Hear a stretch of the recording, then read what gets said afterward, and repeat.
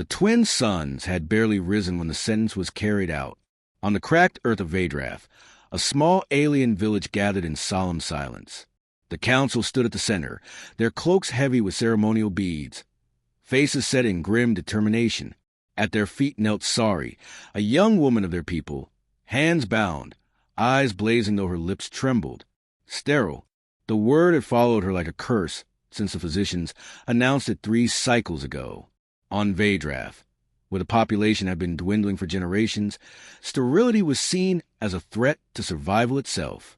Those who could not bear children were considered useless, burdens upon the tribe, and tradition demanded punishment.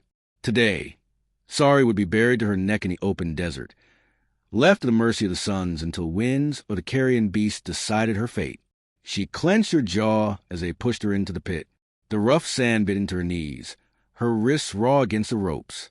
She wanted to scream, to curse them all, but the shame burned hotter than the suns overhead. She would not give them the satisfaction of seeing her break. The sand swallowed her up to her shoulders, then her neck, until only her head remained above ground. A guard pressed his boot to pack the last layer tight, sealing her in. May the earth take back what it gave, the council elder intoned, lifting his staff. The people began to leave. Some looked away as they passed, guilt in their eyes. Others watched with cold satisfaction, as though her suffering might wash away their own fears about the future. Sahri bit the inside of her cheek until she tasted blood. The suns climbed higher. The heat was already unbearable. She would not last long. Far beyond the village, a human named Darren Holt was repairing the broken fence around his homestead when he saw the gathering in the distance. He was an off-worlder, one of the few settlers who come to Vadrath after losing everything in the border wars. A widowed father with a small daughter. He kept to himself, living on the edges where the tribe rarely bothered him. But something about the way the villagers drifted away from the center of the dunes caught his attention. When they were gone, he raised the scope. That was when he saw her, a lone head above the sand, dark hair whipping in the wind. He muttered a curse, dropping the scope. Whoever she was, she wouldn't last half a day out there.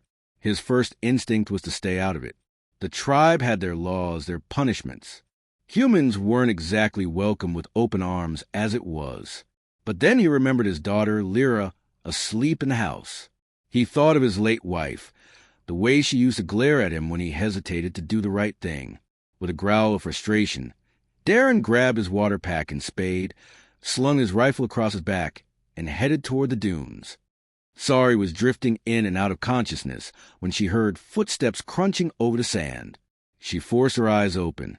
It wasn't a villager returning to finish the job. It was a tall figure in dusty off-worlder clothes, with sunburned skin and a grin set to his jaw. A human. He didn't waste time with questions. Dropping to his knees, he began digging, strong arms flinging sand in frantic rhythm. "Why? Why are you helping me?" she rasped, voice barely a whisper. "Because you're still breathing," he said shortly. "And because I don't like watching people die slow." Bit by bit, he uncovered her shoulders, her arms, her torso. The sand burned her scraped skin as she crawled free, trembling. When she finally collapsed beside the pit, coughing, he held out his water pack. "Drink." She stared at it, suspicious. "The council can shove it," Darren said flatly. "Can you walk?" She hesitated, then nodded weakly. "Good. My place isn't far." He offered his hand. "You want to live, come with me." For the first time that day, Sahri felt something crack inside her chest. A fragile thing, unfamiliar. Hope. Darren's homestead was small but sturdy, built from salvaged ship metal and desert stone. His daughter, Lyra, peeked from behind the doorway when they arrived, a thin, bright-eyed girl clutching a wooden carving. "Daddy?" "Who's that?" she asked softly. "Someone who needs a place to rest," Darren said. He helped Sahri inside, settling her on a bench. Lyra studied the stranger curiously, then disappeared to fetch a blanket. Sahri sat stiffly and used a kindness. Her people had cast her out without a second thought. Why would an off-worlder, a widowed father no less, risk angering the tribe for her sake? When Darren returned with water and bandages, She finally asked. "You know what they did to me," she murmured. "Why bring me here?" He shrugged. "Because no one deserves to die for something they can't control." His voice hardened. "Lost my wife 2 years ago. Fever took her. If the council decided Lyra wasn't useful enough someday, they'd have to go through me first." Something in his eyes made Sahri look away. Days passed. Sahri's strength returned slowly under Lyra's shy but eager care. The girl brought her food, taught her the names of desert birds and broken Vedrathi, and giggled when Sahri corrected her pronunciation. Darren mostly worked outside, fixing the roof, tending the wind catchers, but sometimes Sahri caught him watching her when he thought she wasn't looking. She told herself it was only gratitude she felt.